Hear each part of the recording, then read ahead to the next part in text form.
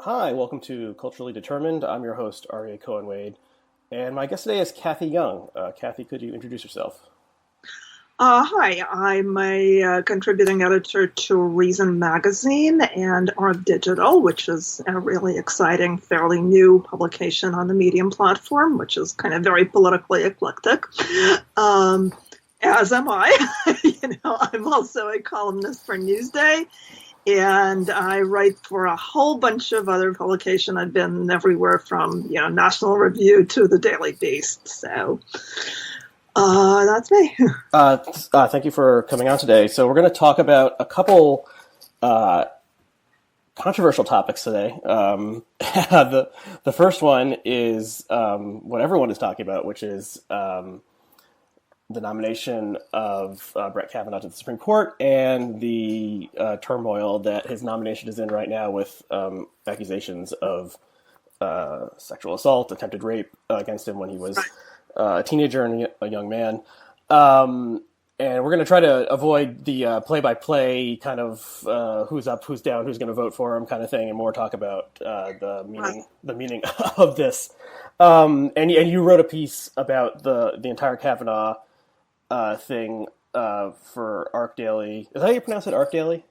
It's Arc Digital, actually. Arc Digital, sorry. And we'll link to that below. So what are you thinking? I mean, I guess I'm right. You see a lot of, I don't know how much you read the comments to like YouTube videos or articles. You see a wide range of things expressed there that maybe normal people don't express, but you see things people saying like, going from like boys to be boys to like clearly she's lying to clearly he's lying. Like I know he's lying just based on the way he was talking. I think that it's a moment that once again kind of reminds us of how intense the political polarization is right now. I mean, I'm kind of in an interesting situation because, being kind of politically eclectic myself, I follow a pretty wide mix of people from really all over the political spectrum. And it's really just amazing where you see the kind of the opposite narratives taking shape, where on one side it's like we're seeing this clearly politically motivated persecution of a decent man who is being dragged through the mud with, allegations that come from 35 or 36 years ago, which there's really no way to either prove or disprove. And this is horrifically unfair. And then on the other side, we're seeing this chorus of people saying that, the fact that this nomination is even still sort of in existence after the account that we've heard from Christine Blasey Ford means that, that this is a woman-hating society that doesn't take survivors seriously, women's lives don't matter, et cetera, et cetera. And, I think that in terms of the facts, I think it is an incredibly difficult case. I watched the hearing and, I wrote about it. I thought, Christine, is it Blasey Ford or Blasey Ford, by the way? In my head, I said it Blasey, but I don't watch cable news, so I never hear people pronouncing it. I just know what I see on the screen. I think that, let's just say Christine Ford, she certainly gave a very compelling account.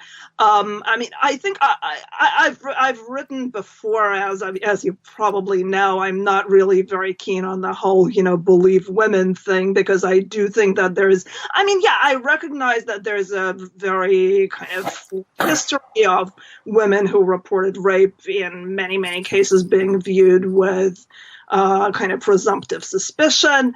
And of course, I think it's good that we're moving on from that. At the same time, I do think that there is this real issue of, what about the presumption of innocence? And it's kind of interesting because, we have such cultural amnesia. We always think that, every issue that we have now was discovered like in the last 2 or 3 years. There's an article you can find from 1977 by a feminist legal theorist named Vivian Berger, who was, I think, the first female law professor at Columbia, who was talking about the rape law reform that was underway then.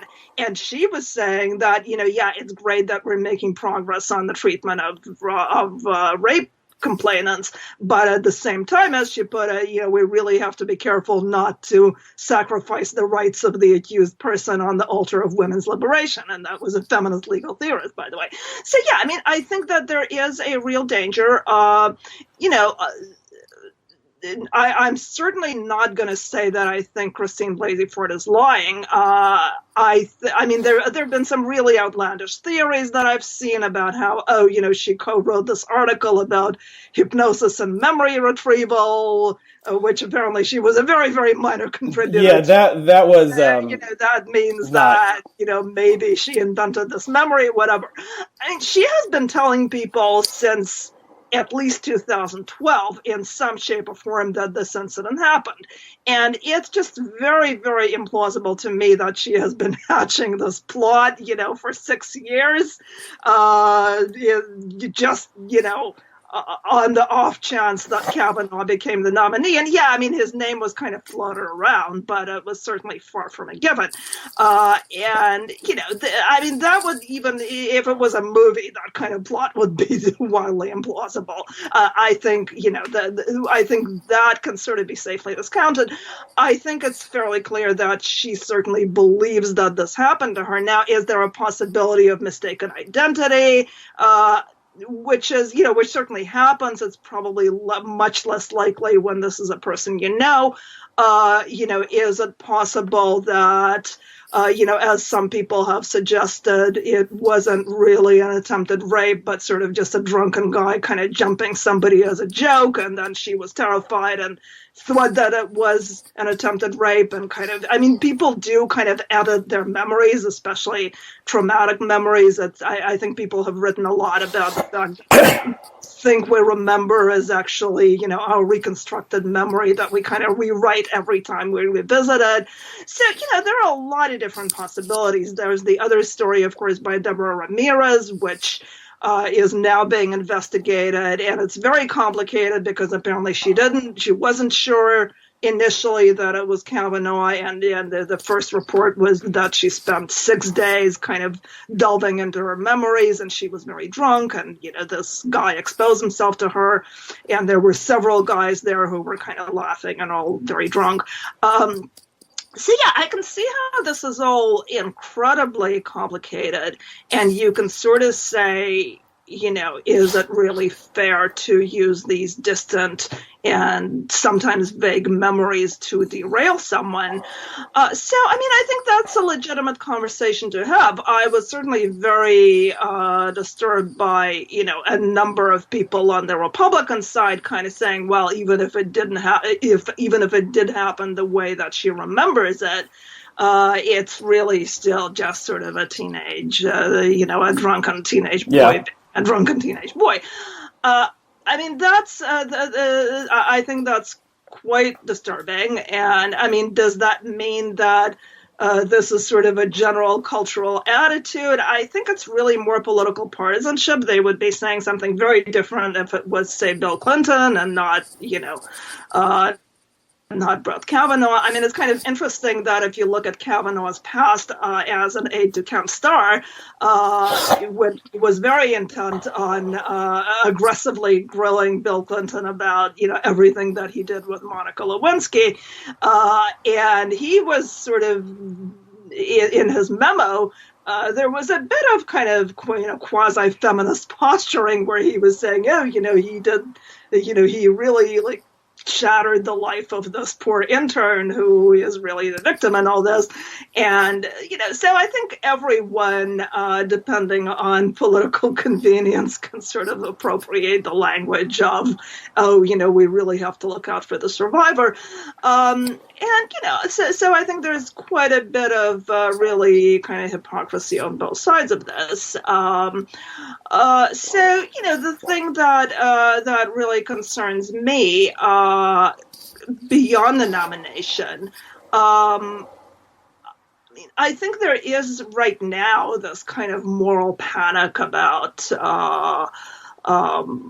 and I hesitate to say, because on the one hand, clearly, it's a good thing that we're much more aware than we used to be of sexual assault, and that,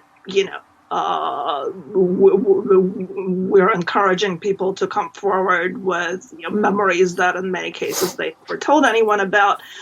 I am concerned about the sort of encouragement toward women to kind of obsessively scour their past for victimhood experiences. A friend of mine told me this interesting story about something that was going on in a Facebook group that she's in, where a woman who's a professional woman, probably in her 40s, who was really distraught because, she was remembering this experience that she had when she was 15, when she was at a party and she was making out with a boy, and then she sort of doesn't remember what happened next. So, and she was kind of tipsy, and then she was kind of obsessively thinking, am I actually a rape victim? Was I raped during this memory lapse? I'm not really sure that it is particularly helpful to women to sort of, encourage them to re-examine their lives and every aspect of their past for experiences that can be, cast as victimization. And I mean, this notion, and of course, I don't mean to disparage anyone who has been deeply traumatized by a sexual assault experience, of course not. But I mean, the notion that these experiences are deeply shattering and that this kind of changes your life forever. I mean, I think that certainly sometimes it does. A lot of people, move on. I think we really, really have to walk a fine line between, on the one hand, taking sexual trauma seriously, and on the other hand, kind of encouraging women to define themselves through victimhood. So, I think it's kind of a complicated moment in that sense, and I'm not sure it's entirely positive. So that's my concern really about the cultural repercussions beyond the political issues. Mm-hmm. Okay, well, you put out a lot there. Let me see if I can respond to a couple parts of it. So there's the. He said, she said, that's kind of the classic way to say, oh, we'll never know. And I, probably the only person who can ever 100% know for sure is Kavanaugh, and maybe Mark Judge. Or maybe not, because, according to Ford, he was extremely drunk at the time. And I do think, by the way, that the possibility that some people have been kind of throwing out there that, neither of them is actually lying, because this happened in some form and he doesn't remember it. Yeah, that actually seems pretty likely to me. Possible. Yeah, that sounds likely to me. That for her it was a traumatic experience. For him, maybe he was not. Maybe he did what she describes, but was not intending to rape her. Was just horse playing or something. So Right. that's still bad. I mean, I don't think that's much of a defense, which is probably why he hasn't been making that defense. Right. And what I'd like to talk a little bit about the defense he has been making, which is essentially, it's weird. But I'm not sure what his defense is. I mean, is it that she's mistaken? She was attacked by somebody else? And, he says it's not me, and it couldn't have been me because I was always a good person my entire life. I may have drank some beer. And I still enjoy beer, but I was a good person. And I got into Yale, and I got into Yale Law School, and I coached my daughter's basketball team. And and he didn't mention this, but there was an op-ed that came out, after he was nominated, before Ford came forward with her charge, talking about what a great carpool dad he was, and how he helped out. Oh, I remember that. So it's hard to know if this was coordinated or not, but the initial kind of sense that the administration wanted to push about Brett Kavanaugh was he's an all-American guy. He loves his family so much. He does all the good things. He clearly respects women because he, spends so much time with his daughters coaching the girls basketball team. We heard more about the girls basketball team than we heard about what he did as staff secretary for the Bush administration, which is a very powerful position.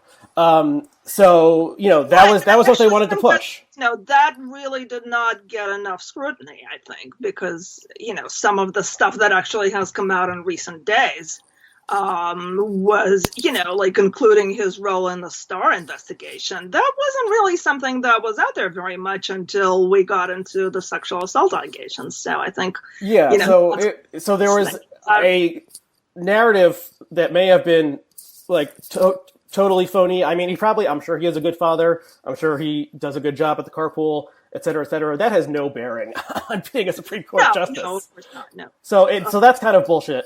And then he kind of put himself forward, like once the charges came out, he kind of put himself forward as a choir boy.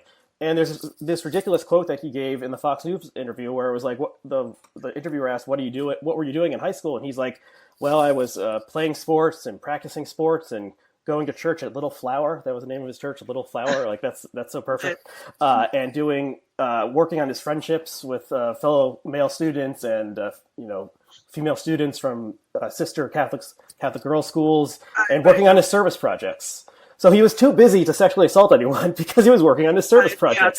Give me a break. It reached the point of absurdity, and then these more and more stories started trickling out about how people who knew him when he was a young man said he would get drunk and become belligerent. So he wasn't just a choir boy. He seems to have this other aspect to his personality, and he was denying that completely. And all the stuff that was in the yearbook, he couldn't admit that yeah, we got really drunk all the time when I was 17, which is like, hundreds of thousands of boys across the country get drunk, or 17-year-old boys get drunk every weekend.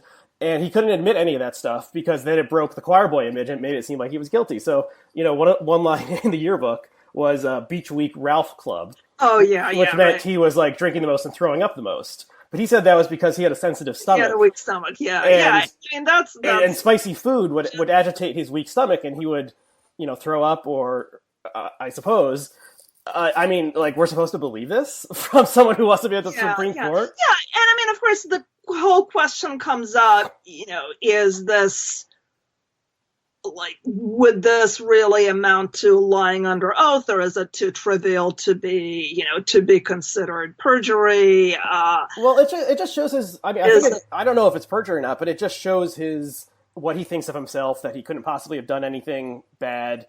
It's not that Devil's Triangle wasn't a sexual reference. It was just a drinking game. Okay, boofing is not a sexual reference. It has to do with farting. Like, now we all know what boofing is. I didn't know what it was before this. No, and I never, I was around at the time, and I certainly never heard the term before. So, which doesn't mean that it didn't exist. I mean, I think it's, again, I kind of have mixed feelings about this because on the one hand, I see what you're saying, that some of the questions about the yearbook came up because, it really was at odds with the image that he presented of his teenage self on the Fox interview.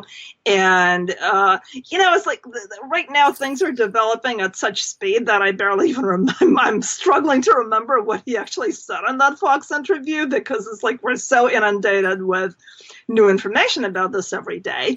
I've seen some people say that, the people are really exaggerating the extent to which he painted himself as a choir boy. So, I don't know if that's true or not, but, I think to some extent, the yearbook questions, I'm feeling kind of ambivalent about because I think there is the subtext of like, oh, well, he referred to, the Devil's Triangle, which is really slang for, two men and a woman sort of doing it together. So there's kind of an inference that because he's using that kind of language as a teenager, that makes him more likely to have been a sexual predator. And I think that's kind of ridiculous because, teenagers make dumb jokes about sex. But it's like we've all been there. He either thinks that if he like gives an inch, then it means that he'll be like seen as guilty. If he admits that he was including like dirty sex jokes in his yearbook, then it means he's a rapist. So like that's not true. Or he wants to. or he's like, I am the choir boy. I am the good boy who went to Yale. I am the good boy who went to Yale Law School and ascended up the ranks of the GOP establishment. And a good boy who did that would never make a joke about drinking alcohol through your anus. Like someone would like that can't be possible at all. It was about farting and farting is innocent. Right. So it's just like, there's just so much bullshit piled upon bullshit here. It's just such a bizarre moment, really. So I guess we'll see how this investigation turns out. Because there have been so many claims and counterclaims that have been sort of bandied about. We were hearing a lot about this party on July 1st, as that was noted in his calendar, and he actually does have calendars going back to 1982. How weird is that? I don't know if anything is going to come of that. The thing that I think we also need to remember, like in terms of the scope of the FBI investigation, like if the FBI right now does a really cursory investigation that leaves out a lot of things, and let's say he gets confirmed, all of that information is still out there, and the media are going to be, digging into that. So I think if he does get confirmed right now, and there is, more compromising information out there, there's an extremely good possibility that we're going to have a major scandal sometime after the confirmation, where, something is going to come out in the media that wasn't revealed before. Maybe not. Maybe there's nothing there. Who knows? But, I do think that I think it's definitely a good thing that this has been delayed for an investigation. I think it's really in everyone's interest, because to rush this through under the circumstances, I really honestly think would not only look very bad, but would certainly set the stage for some sort of implosion later on. And, if the Democrats get a majority in the Senate, which is a possibility right now, there could always be the question of impeaching a Supreme Court justice. It's possible. Right. So, I have no idea what's going to happen at this point, but, it's not good, really. Yeah, and I'm increasingly fond of the theory that the end of the world actually did happen in 2012, and now, so Yeah, the idea that we're stuck in purgatory or something does have a certain logic to it. I just want to bring up one more Kavanaugh thing before we move to a different topic, which is his some of the stuff he did in college at Yale University, where I also went as an undergraduate. And he was a member of the fraternity Deke, Delta Kappa Epsilon. And this is a storied fraternity. Other members include George H.W. Bush, who was vice president when Kavanaugh was there, and George W. Bush. They were both in Deke. Yeah, didn't they? I was reading just the other day that they apparently had a scandal year before Kavanaugh was there. They had a scandal about branding pledges. Yeah, I wouldn't be surprised. So it was basically so when I was there, which was the early 2000s, it was the most classic frat at Yale, the most Animal House-like frat. And the only people who joined then were recruited athletes on the baseball and football teams. So it was jocks, and they had a house, and they they threw parties, and they were notorious on campus, basically, partially for their pledge week, which they called Hell Week, which was the most publicly intense and grueling pledge process of any of the frats, and they had to do. So one of my suite mates was a baseball player freshman year, and so he pledged Deke. And what they had to do was they were each given one white T-shirt to wear, which the older brothers wrote in black marker their nickname or whatever on it, and the nickname might be cocksucker or something like that. And then they had to wear that for the entire week, I think without taking a shower. And then every night at the house, they would have to do some kind of disgusting thing like have sour milk poured all over them, or crawl through like dog turds or something like that. And so it would get smeared all over the shirt. And if they like were seen publicly without the shirt on, then they like got kicked out of the pledge week or something like this. So it was disgusting. And he would come back to the dorm like reeking. He would take off the shirt and leave it in the hallway because it was like too smelly.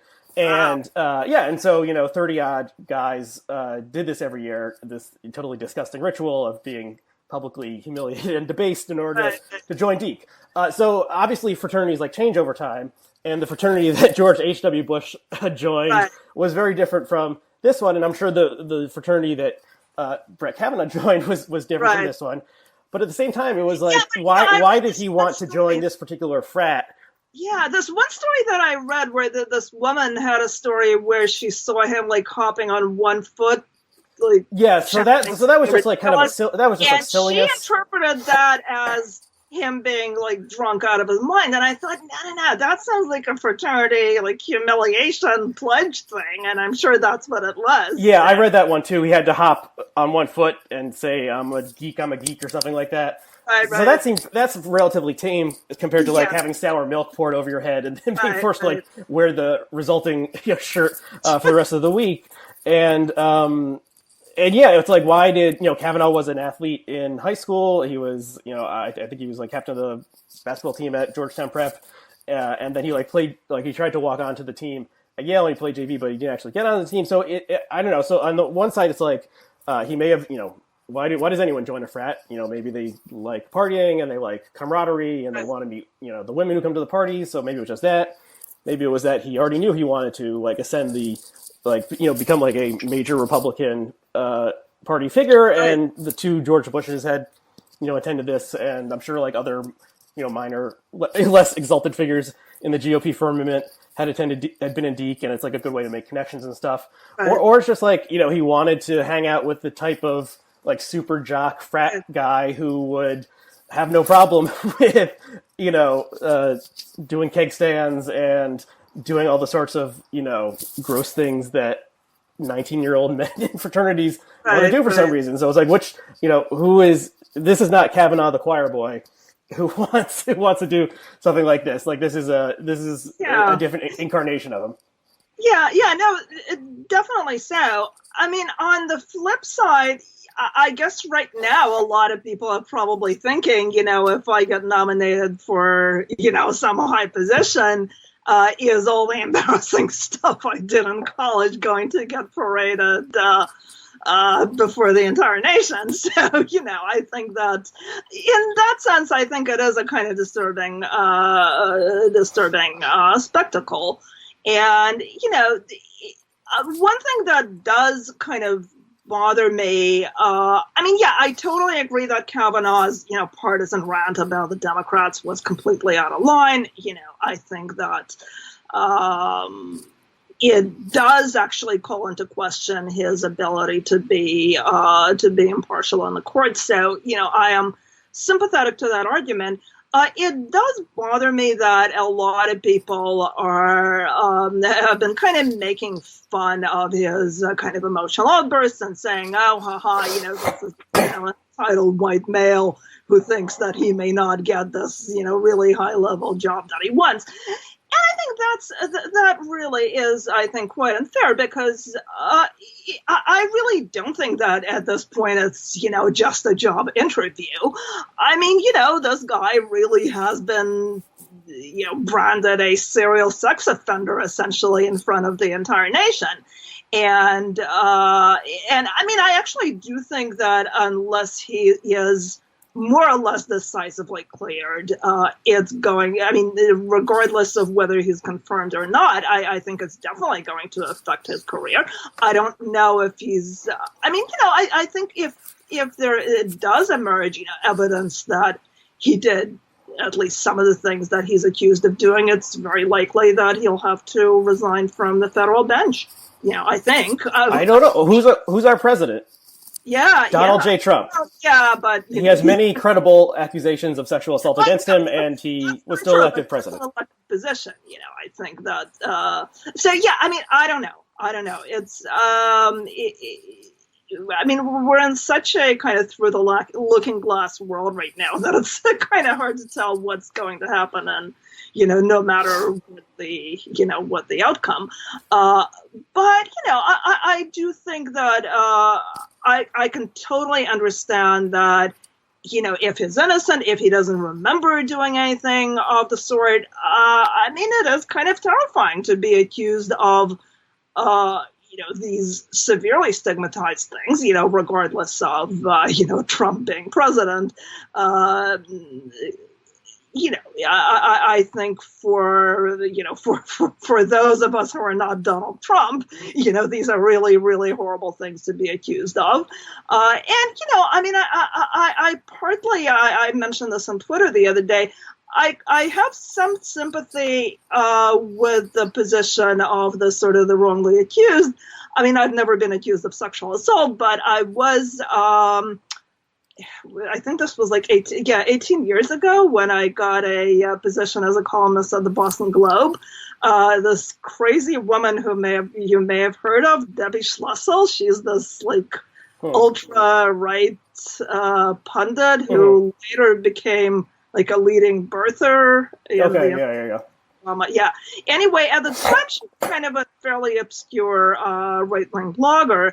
And I had sort of had a spat with her before over, something she wrote that I kind of made fun of. And she accused me of plagiarizing from her, which is completely insane because, she would be the last person that I would ever plagiarize from. I wrote an article on a topic that she also wrote about, and it had something to do with the 4th of July, and we both mentioned barbecues and fireworks, which, obviously no one would ever independently consider mentioning in a 4th of July article. So it was pretty insane. But, for a couple of days, this was being discussed in the blogosphere. And, and it really was kind of scary because I thought, what if people actually do believe her? And, what if this ends up torpedoing my career? And I mean, then eventually somebody from the Poynter Institute kind of looked into this and said, nah, there's really totally nothing to this. And, it turned out okay. But, I mean, I do kind of understand the position of being accused of doing something bad. And obviously plagiarism is not even close to multiple sexual assaults. So, I mean, I think that we do have to be very careful to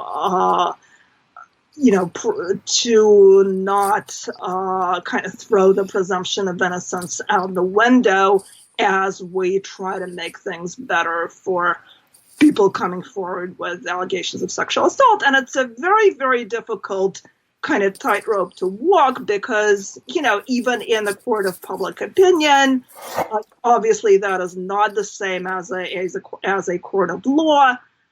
But, even in the court of public opinion, somebody's life can be very effectively destroyed by an accusation of sexual assault. Somebody's life can be destroyed by a sexual assault as well. So, I mean, I think we're dealing with these very, very complicated issues. And I think we need to kind of show more humility and balance as we talk about them. And I think the Kavanaugh, saga right now is definitely an example of that. And I guess, again, we'll see where it leads. But that would be, what I would take away from this.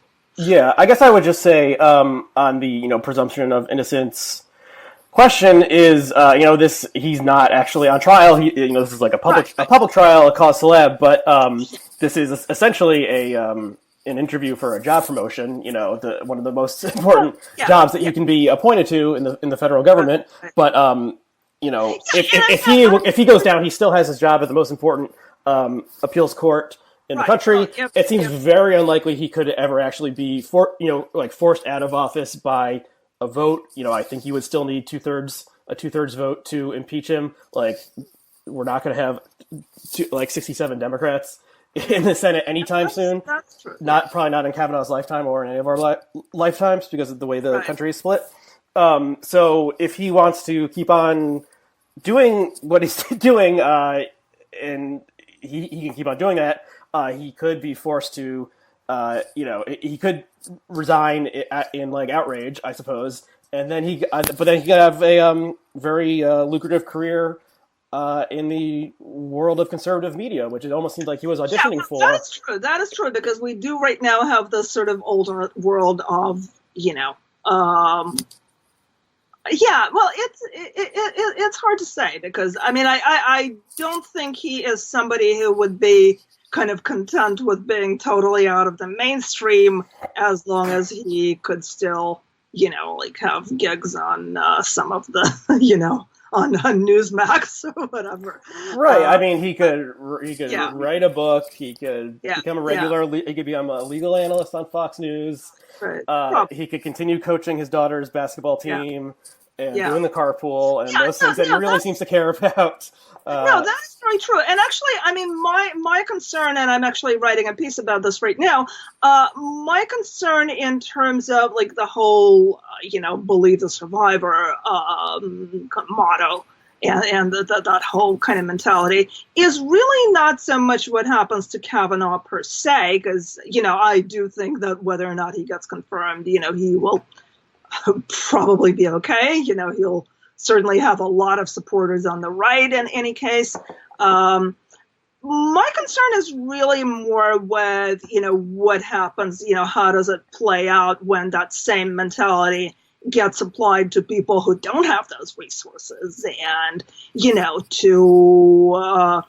very often to minority men, who find themselves accused, to college students who may not necessarily be from a privileged background. My concern is really, again, not so much with Kavanaugh per se as with how that mentality plays out across the culture. And I would also note, by the way, that it's really not just men, because there is this sort of assumption that, you're defending, if you're speaking out about the presumption of innocence for those accused of sex crimes, you're defending men. Well, not necessarily, because, women actually do get swept up in those things. There was, as you may remember, approximately 20 years ago, we had a child abuse sex panic, where, there was, and again, it started out with this very legitimate concern where, child sexual abuse very often had been and, still is, as we've seen recently, it does get swept under the rug. And certainly up until like the late 70s, nobody kind of wanted to talk about it very much. And then there was this increased awareness of the fact that it does happen to a lot of people. And then we had this wave of these lurid child sexual abuse, satanic cult accusations with daycare centers. Right, and, a lot of the people who got caught up in that were women. In my home state in New Jersey, Margaret Kelly Michaels was convicted of sexually abusing 20 children, and it was given, I think, a 50-year sentence. And then when they started to review that case, it turned out that most of those children, there was one mom who got suspicious of something that had to do with her kid, and then all these kids were being grilled by investigators and were being told, other kids have told us that this happened to them. So, what are you, stupid or something? You don't remember? Yeah, and I grew up in New Jersey, and there was a case that was a lot of the stuff that she got accused of was really kind of physically impossible if you think about it, because she was accused of peeing on kids during nap time and what. This is something that really would have left some sort of evidence, I'm pretty sure. And, so it was really kind of a preposterous case when people started looking into it. And yet she spent something I think 5 years in prison before the case was reviewed and she was released. And there were other women. There were women who, even if they didn't go to prison, they lost their jobs, their marriages broke up, they lost custody of their kids. So, I think that it's really a mistake to think that this is only about men. And I mean, I've already seen, by the way, on the college level, because as I think you know, I do quite a bit of writing about these campus cases. And I've seen a couple of cases in which female students got kind of railroaded by kangaroo courts on charges of sexual assault. So, I think that this is something that we really, really need to be careful about. And it's not really specifically about Kavanaugh, because I agree with you that he's almost certainly going to be fine in one way or another. So right, yeah. Maybe we're thinking about the same case. I grew up in northern New Jersey, and there was a case in a neighboring town, Maplewood, New Jersey, about... Maplewood, that was the one. Yeah, so I grew up in South Orange, which is the town next it was the We Care Daycare Center. Right. And I mean, it was a case that was really, like, looking back at it, there were so many things that were just kind of outrageous, like, the fact that she had admitted to some like same-sex experimentation in college, like she had a couple of relationships with girls, and I don't know if she was like bisexual throughout her life, but she had these sort of same-sex college flings, and I think the prosecution kind of insinuated that that implied that she was like she was a pervert, basically, or that there was something sexually wrong with her. So there was just a lot of really, really outrageous stuff. And I mean, it was one thing that got used against her was that I think like one of the other teachers testified that like one day Kelly Michaels told her that she wasn't wearing underwear. So like, oh, well, obviously, going commando means that you're a child molester. Right. So the whole like satanic like daycare moral panic of the 80s. Some people have been bringing this up, saying like, are we reliving a moment like that right now? I mean, I don't think we are. I mean, if you read about what happened, it's totally insane. And so there's this parallel between, there's this current slogan, like, I believe women, or we believe women. And then there was the slogan, believe the children. Believe the children.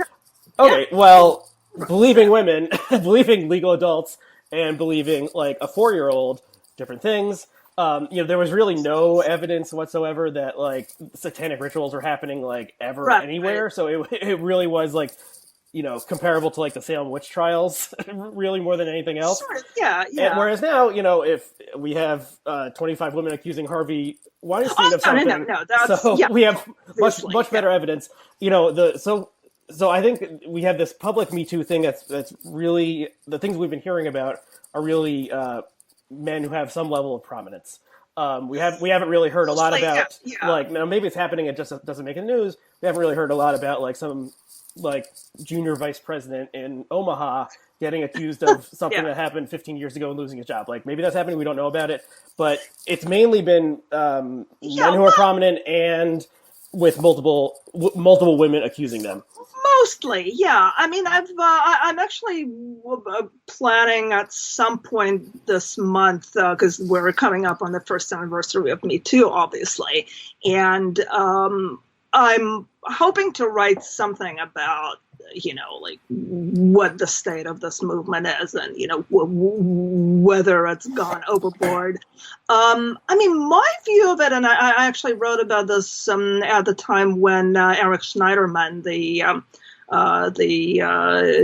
DA in New York, the prosecutor in New York, who turned out to, was reported for abusing multiple women in relationships when, his downfall happened.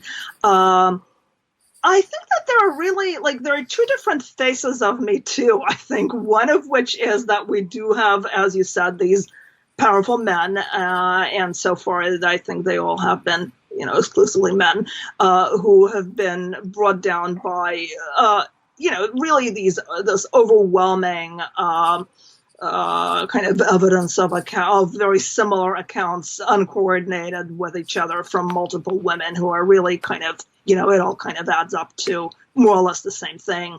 And it's also kind of amazing, by the way, that with some of them, like if you look at Weinstein, if you look at some of the stories, like the non-sexual stories about his behavior that were out like in the public view even before any of this. It's kind of amazing that he could get away with this, because like he assaulted people publicly, right. Like he would get mad at people, like he physically assaulted his subordinates, he, you know, publicly humiliated people, he was just like this horrible asshole, really. Yeah, there's a story of him like assaulting like either a reporter or a photographer, like and throwing him onto the street and stuff. Yeah, but he was allowed to keep doing it because he was a successful film producer. Like Michelle Obama, I think, praised him as this great guy who was, you know, giving women all these opportunities and who was like a great role model. So yeah, I mean, I think that certainly, I think it has been a good thing to kind of create an avenue for people to come forward with accounts of being victimized by people like that, by people in power. And I think, you know, we certainly had underestimated like the extent to which men like that, and again, you know, it is so far primarily men, have been protected by their sort of status and power. I mean, you have someone like James Levine, you know, the Met conductor who had to resign after multiple male victims came out and said that he had sexually abused them when they were minors. And it's interesting because my mom is actually a musician, and she was talking about it to some friends of hers in the music world, and it's like, yeah, well, everybody really knew that. It's like, it's not a surprise to anyone. Apparently this was like an open secret, and yet, you know, he was allowed to get away with this. So yeah, I mean, I think it is definitely a good thing that you know, this has been changing, and you know, we're creating a more hospitable environment for victims of that kind of behavior to come forward. But, you know, as kind of parallel to that, I think that really from the beginning, I think there has been this unfortunate trend of either uncorroborated or really kind of fairly trivial allegations destroying people's careers. Sam Criss, what happened to, like, you know, he's completely gone from the, you know who I'm talking about, yes, right? Yeah. The journalist who used to write for Vice. And by the way, you know, I think just from his behavior on Twitter, I completely agree that he's a total asshole. I have no love for Sam Criss. You know, he's the kind of lefty who, you know, thinks it's really cute to, you know, make fun of gulag victims because, you know, it's kind of cool, you know. There are actually tweets where he does that, like he makes fun of, you know, victims of the Cultural Revolution. So yeah, I mean, politically, personally, I have no affection for Sam Criss, but, you know, this is a guy whose career got completely wiped out by this one woman's account of him essentially being a jerk to her on a date. Yeah. And, you know, she was really not entirely honest on that account because, like, in her initial account, she completely leaves out the fact that they actually were in a sexual relationship at the time, which, you know, and yeah, obviously that doesn't mean that, you know, that gives them, you know, leeway to do whatever, you know, he wants without her consent in that specific situation. But I think it does kind of cast a lot of her account in a rather different light. And, you know, the fact that she withheld that information, I think tells me that she was not being entirely honest. Like, he kind of, you know, he issued this kind of groveling apology, but at the same time, he was some of the details that he filled in, I think, do kind of, you know, raise questions about her credibility. And, you know, he is completely gone. Like, he's, you know, I don't know. I mean, I remember reading that piece. We can find the link. It was, you know, this woman wrote on Medium about one or two bad dates. And, he tried to, you know, kind of push her, like, into her apartment. I mean, I'm getting the details. No, it wasn't that. They were out in public. And he was kind of like, he was trying to make out with her. And okay, so he keeps on kind of kissing her. She's not interested. He tries to kiss again. She's not interested. Yeah, the thing is that, like, if you read her account carefully, it's kind of a pattern where he kind of makes a move, and then she says, "Oh, well, I really don't want to do this in public." And then he tries to, like, pull her into a more isolated place where they can be out of the public view. And she kind of goes along with that. And, that it's, I mean, I think there were a lot of mixed signals. He says, by the way, that, after that, they remained in friendly contact for quite a while until they had a political falling out. And, then she got upset by some of the things that he said criticizing Hillary Clinton. So, I actually wrote a piece kind of analyzing that whole thing, where I think if you read between the lines, it really does kind of look very different. So, I mean, Okay, so here's the thing. So Sam Chris, over like that one incident, it just really seems to me to be pretty excessive. Some of the other things. Why don't we talk about the piece that ran in Jezebel last week? Oh my God! Well, yeah. The next step for Me Too is into the gray areas. So we'll link to this piece for people who haven't read it. It was written by Julianne Escobedo Shepard, who I think is the editor of editor of Jezebel. Jezebel is kind of the women's spinoff of Gawker, which Gawker doesn't exist anymore. So there's kind of a preamble to this article talking about, you have these obvious cases of sexual assault, like Weinstein, Bill Cosby. Oh, of course. And then you have kind of like maybe areas that are a little bit less clean cut. And she kind of makes the case that this is the next stage of Me Too, is that these less clean cut instances. So then the rest of the article is about a journalist named Jack Smith IV. He was not a famous person. I had heard of him. I've never heard of him before. I had heard of him from seeing his stuff retweeted.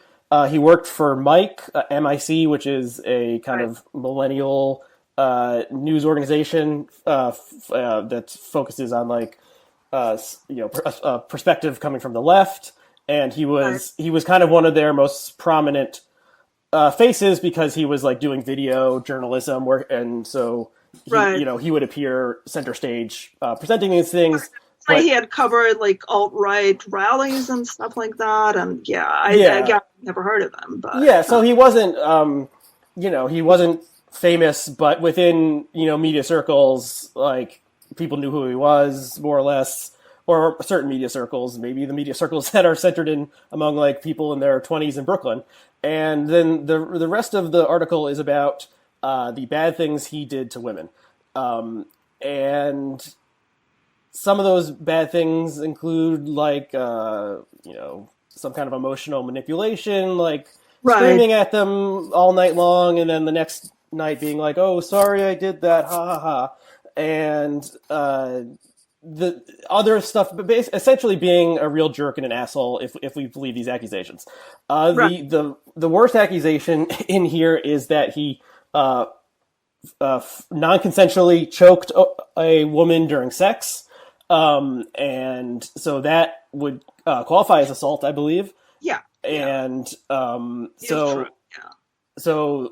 that is a serious accusation. But a lot of the other stuff was just like, this guy's an asshole. He hooks up with a lot of different women. Right, and then I think one of them, like, she had a bunch of these text messages where it's sort of like, they hooked up and then he kind of disappeared, and, then she was messaging him, and then, like he was kind of not available, and, then he seemed to be playing all these mind games with her, and so it's...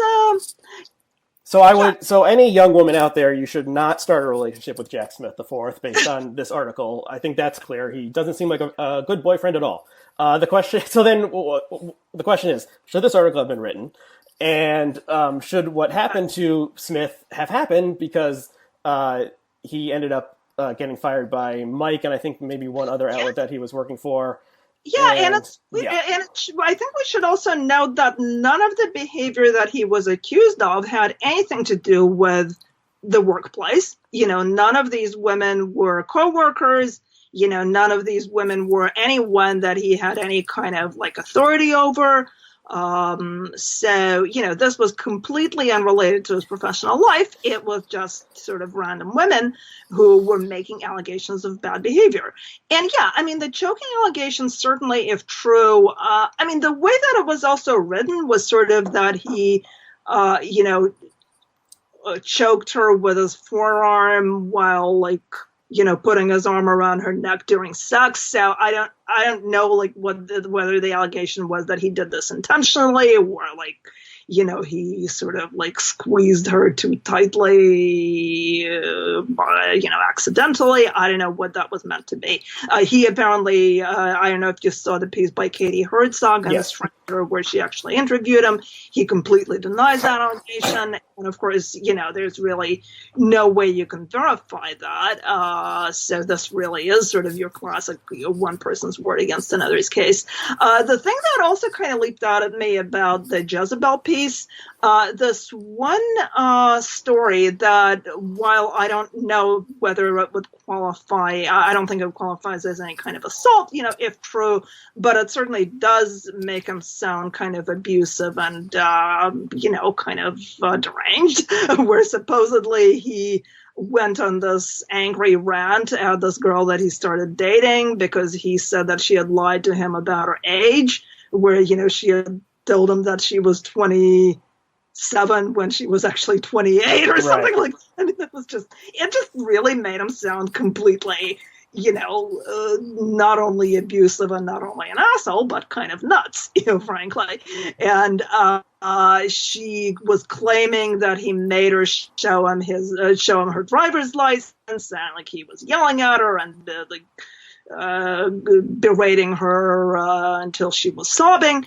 The thing that was kind of interesting to me, there was supposedly corroboration to that story in the form of, first of all, there were, I think, the woman's roommate and the roommate's boyfriend arrived while all of this was going on. The thing is, all that they were aware of is they saw them going into the bedroom and then they heard her crying in the bedroom. So, I mean, that's corroboration, I guess, that there was some sort of emotionally intense scene going on where she was upset. It's not really, it doesn't, they didn't witness any of this abusive behavior that he was being accused of. So, I don't know what that really corroborates. And then the text messages the next day, again, confirmed that they had some kind of, emotionally upsetting conversation. There is nothing whatsoever referring to what the conversation was about. So really, we have no idea whether this happened. The other thing that also kind of leaps out at me with regard to another one of the allegations, this woman who I think is a podcaster, I forget her name, but apparently, she confirms that even though she's now claiming that they had, the sex that they had during their relationship was coercive, she also confirms that after they broke up, she actually met with him monthly for sex. Right. And I think she referred to those as her monthly dick appointment or something like that. I mean, it was something like that. And, and it just seems to me that, I don't know. I mean, I think that it's kind of absurd that we're even, that this is even being discussed as a serious allegation of abuse. And I mean, also the other thing that I think we should note is that he actually accused her of stalking him. And there is actually some evidence that once she found out that he might be seeing another woman, she started going through his social media presence to, find traces of this possible other woman. And she was doing some kind of admittedly stalkerish stuff. So I think that to me really does raise the question. Is this the woman who had the podcast? Yeah, this is the monthly dick appointment. Okay, so possibly exonerating thing is that this woman has a podcast with another female friend called something like The X-Files, EX, in which they like bitch and joke about their ex-boyfriends and how right. bad they are, and maybe they Yeah, have guests on, and so there's some reason why she would be researching an ex-boyfriend, and she talked about Smith on the podcast like right. months before this came out. So yeah, I just it's very odd all around. It's a glimpse into a life of people in their mid-20s or late 20s living I living know. in Brooklyn and having a series Yeah, of I'll tell you really though, I bad think this hookups. really does raise questions about double standards, and I think this is where, like I consider myself a feminist. I have a serious issue with, this whole argument that I think is very popular with a certain, like, strand of feminism right now, that we really have to like judge men and women by completely different standards because of like unequal power dynamics.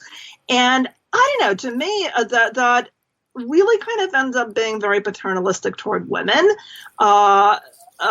So, I think that this is a really, really dangerous route for feminism to kind of go down. And, one thing that I think is really ironic with regard to like the whole Jack Smith thing, I've been writing a piece and I keep putting it on hold because there is just so much going on. It's like everything that is not immediately time sensitive ends up being put on hold like a dozen times. But I've been writing this piece about Gamergate, which keeps cropping up, everywhere. It's like, did you know, by the way, that there's a Gamergate connection in the Kavanaugh story? Like apparently, No, Mark Judge, his friend who wrote the book about being a teenage alcoholic and who was supposedly there, right. apparently he wrote in 2015, he wrote because he's also a writer. He has a bunch of articles on various sort of right-leaning websites. So apparently he wrote a pro-Gamergate article. So you see, It all comes back to everything is Gamergate. tied. Ultimately, like everything is tied to Gamergate. But it's kind of interesting that like Gamergate began with, I don't know how closely you followed it, but it all started with this incredibly long blog post that this guy named Aaron Gianni wrote about Zoe Quinn, who is a feminist video game designer. And it was basically about like her apparently cheating on him with a bunch of guys. Some of them were married while they were together. What also happened was that some people in some of her relationships were with video game journalists, and then people started claiming that there was sex for reviews, which, by the way, the original blog post never claimed. But anyway, so a lot of people. This is where it's about ethics and gaming journalism line right. comes from. So it got into this whole ethics and gaming journalism thing, but it's interesting because a lot of people have been saying that, well, like the whole question of like whether was it or was it not this misogynist attack on women and in the gaming community, and then you have people saying, well, of course it was, because it all began with this misogynistic attack on a feminist video game designer that was intended to essentially like slut shame her. And the thing that is really interesting is that the guy who wrote this, like the boyfriend, was really like, he was part of the whole like social justice community, and he wrote this piece actually with the support of a bunch of feminist friends, and his goal was really kind of somewhat similar to the Jack Smith piece, where his point was to say like, look, she is this social justice advocate who is, advocating for ethics and honesty in relationships, and that is not how she behaves in her private life. Now, I don't want to go into the question of, how much of that was fair, but it's really interesting that that was perceived as this completely unacceptable and, misogynistic attack on a woman. And it's really very similar, whereas like it's going after somebody's supposedly, emotionally abusive behavior in their private relationships. So, I think the double standard there is is really quite fascinating, and I think that this is really kind of what troubles me about this cultural moment. Yeah, I mean, so there's the hypocrisy angle, I guess. In both of these cases, people are saying like they pretend, this person pretends to be XYZ in public, but really Right. in private they act totally opposite. Yeah, So that's yeah, kind of an eternal story of the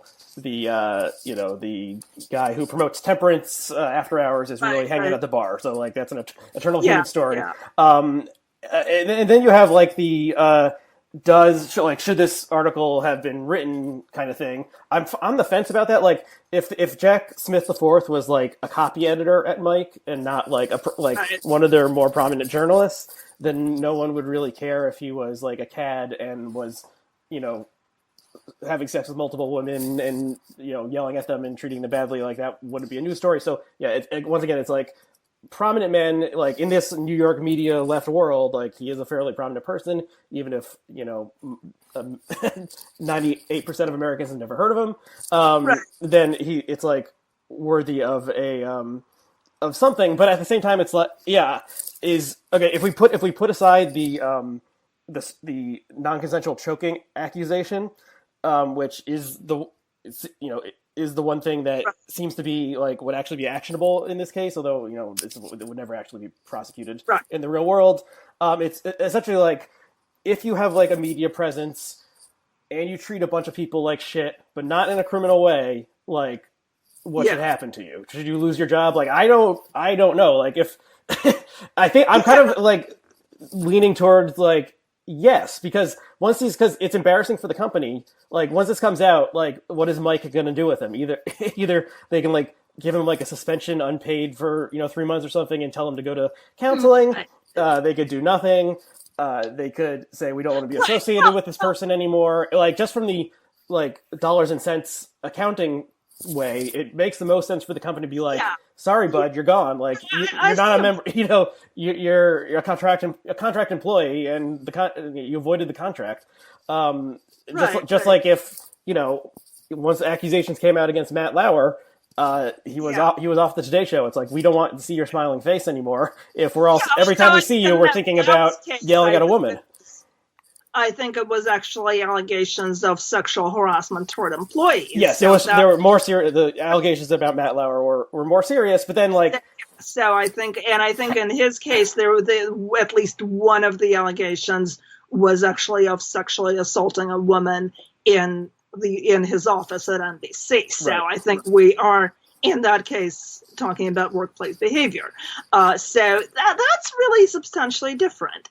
So I don't know. I mean, I see your point that especially, and I think also in Jack Smith's case, I think it's also like people were pointing out that while I don't think he was writing about, I don't think he was covering gender issues for Mike. I think he was kind of extensively positioning himself as a male feminist on Twitter and as a kind of, advocate for women and as a kind of, big time supporter of Me Too. So I think the hypocrisy angle, I think can be pursued from that standpoint. I mean, if that's part of his public image, is it appropriate to go after that?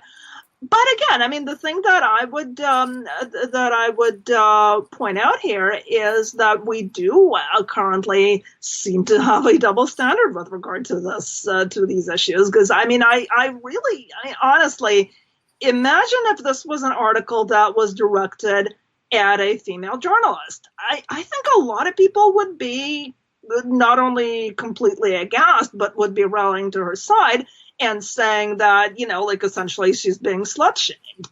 And well, I don't know if the article was just like this female minor media figure like sleeps around a lot, then that would be slut-shaming. If it was like this minor female media figure, berates men and psychologically manipulates them and demands to look at their driver's license to know like their exact age, and also like one time like. Started choking a man during sex. I think that people would be like, the thing is that a lot of the stuff, like beyond the the only thing that it really does seem to be kind of corroborated by the text messages, for instance, is that he does kind of like, hook up with women and then kind of like not pay a lot of attention to them afterwards, or not be very available. So I don't know. I mean, I'm on the fence about this because, I guess we don't really have a completely parallel test case to see how a female, public figure would be treated in that situation. But I don't know. I mean, I kind of suspect that the reaction would be very different. So, that's one of my issues. And I guess the other is just generally, how far do we go when we kind of declare open season on people who are public figures, and how well do we vet allegations? I mean, in this case, for instance, again, the woman who I think has the most serious accusations, I think she's the one who's accusing him of choking, although I'm not really sure, is the one that he was accusing of stalking him, and the one who was kind of behaving in ways that, arguably could be labeled as stalkerish, who was kind of like, following up on a lot of stuff that he was doing on the social media to see if he was dating somebody else, who was, so yeah, I mean, I don't know. I mean, do we open the way possibly for somebody who is actually the abuser to, vilify someone in order to destroy their career? I mean, I think that's entirely possible. It's kind of a dangerous route to go down, especially when we're not like vetting allegations carefully. And I think a lot of these allegations were really not vetted very carefully. So, I mean, I think it's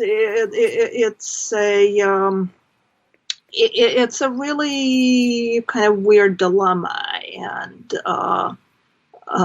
I don't know. I guess I'm just really wary of policing people's private lives unless we're talking about actual, criminal activity, which in this case, again, like other than that one completely, not only uncorroborated, but really unconfirmable, allegation of choking, there really doesn't seem to be any even so much as an allegation of criminal activity.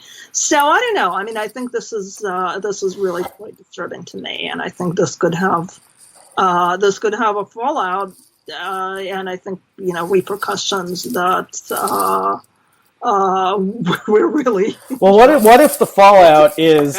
At this point, I mean, this is going to be like mutually assured destruction. Well, okay. So what if the fallout is that other young men who work in the media who like to hook up with different girls in like the 3 neighborhoods in Brooklyn where all these people live, start deciding that, what, maybe I won't spend all night screaming at this woman about her driver's license. Maybe I'll just say, thank you for a nice evening. That's the whole thing. I mean, do we know that this actually happened? I mean, why? These seem weird things to to invent, and the fact that there's like 4 people in this article who are quoted attesting to Jack Smith IV's like bad moral character, like kind of more or less confirms it for me. But it seems like it could have a salutary effect in some respects of being like,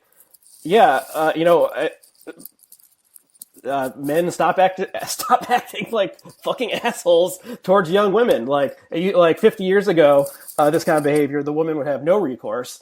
Now the woman can tweet about it, and then you would have to deal about that too. And of course, you can tweet something that isn't true, as we all know, and is tweeting something that is true. So we can't just automatically believe it.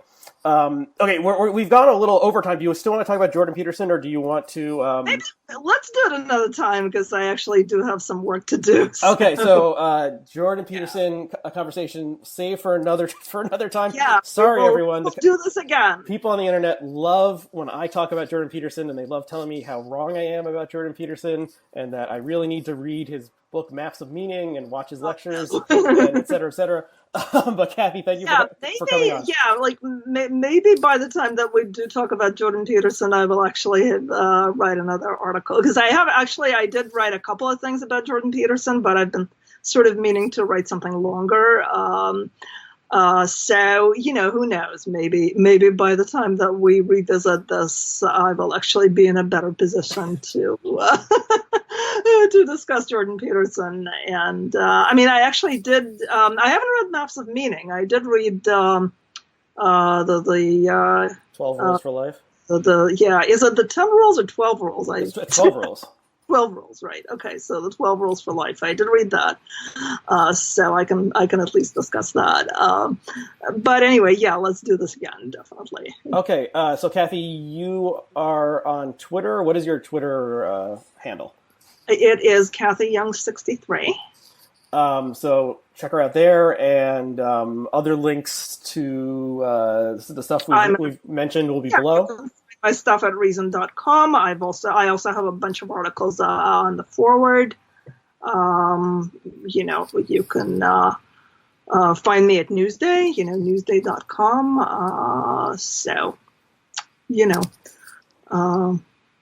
I think that's about it. Okay, cool. And I'm on Twitter. Start Digital is another one, which is on Medium, and their Twitter handle is ArcDigi.